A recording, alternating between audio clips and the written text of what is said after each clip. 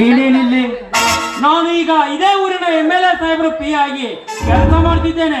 ಅಂದ ಹಾಗೆ ಇವರ್ಯಾರು? ಇವರು ನನ್ನ ಧರ್ಮಪತ್ನಿ ಕಾಮಿನಿಯವರು. ಬ್ಯಾಂಕಿನಲ್ಲಿ ಉದ್ಯೋಗ ಮಾಡುತ್ತಿದ್ದಾರೆ. ಅಂದ ಹಾಗೆ ಅವಸರದಲ್ಲಿ ಮದುವೆಗೆ ಹೇಳೋದನ್ನೇ ಮರೆತು ಬಿಟ್ಟಿದ್ದೆ. ತಪ್ಪು ತಿಳಿದುಕೊಳ್ಳಬೇಡ ಮಿತ್ರ. ಹಾ ಕಾಮಿನಿ, ಇವನು ನನ್ನ ಆತ್ಮೀಯ ಗೆಳೆಯ ಜನಾರ್ದನ್ ಅಂತ. ನಮಸ್ಕಾರ.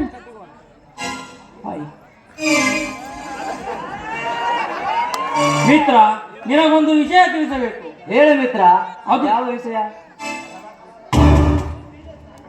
MLA ಸಾಹೇಬರು ಊರು ಮುಂದಿನ ತೋಪನ್ನು ಕಡಿದು ನಿರುದ್ಯೋಗಿ ವಿದ್ಯಾರ್ಥಿಗಳಿಗೆ ಸಣ್ಣ ಕೈಗಾರಿಕೆ ಕಾರ್ಖಾನೆ ನಿರ್ಮಿಸಬೇಕೆಂದು ಮುಂದಾಗಿದ್ದಾರೆ.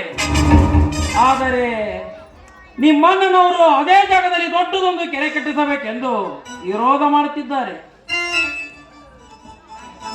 ದೊಡ್ಡವರ ವಿರುದ್ಧ ಹಗೆತನವನ್ನು ಹೇಗೆ ಕಟ್ಟಿಕೊಳ್ಳುವುದು ಮಿತ್ರ? ಅವರೊಂದಿಗೆ ಕೈ ಜೋಡಿಸಿದರೆ ಮಾರಿದ ಹೊಲವನ್ನು ಮರಳಿ ಬಿಡಿಸಿಕೊಳ್ಳಬಹುದಲ್ಲ ಮಿತ್ರ? ನೋಡು ಮಿತ್ರ, ನಮ್ಮ ಅಣ್ಣನವರು ಈ ರಾಮಪುರದಲ್ಲಿ ಕಲಿಯುಗದ ದೇವರು. ಅವರ ತೀರ್ಮಾನವೇ ಅಂತಿಮ ತೀರ್ಮಾನ. ತೀರ್ಮಾನವೇನೋ ಒಳ್ಳೆಯದು, ಆದರೆ ಅದರಿಂದ ಅವರಿಗಾಗುವ ಲಾಭವೇನು? ಹೌದ್ರಿ, ನಿಮ್ಮ ಗೆಳೆಯ ಹೇಳೋದು ನಿಜವಿದೆ. ನಿಮ್ಮ ಮನ ಏಕೆ ಈ ಊರಿನ ಬಗ್ಗೆ ಚಿಂತೆ ಮಾಡುತ್ತಾರೆ?